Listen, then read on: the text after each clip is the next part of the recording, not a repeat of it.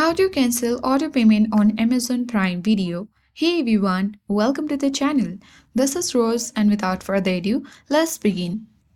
First thing first, you simply need to go to account and settings and select the your account tab. If your subscription is only for Prime Video, select in subscription.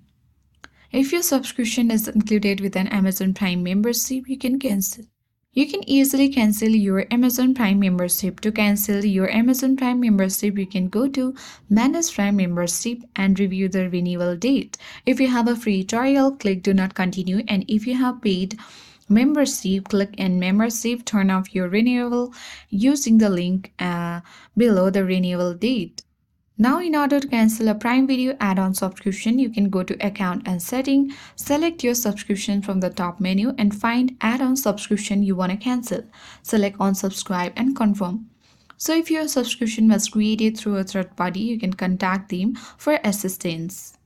So these were some of the methods to cancel auto payment on Amazon Prime Video. I hope this guide worked, and if you are new to our channel, hit the like button and subscribe. Thanks for watching, and I'll see you in the next video.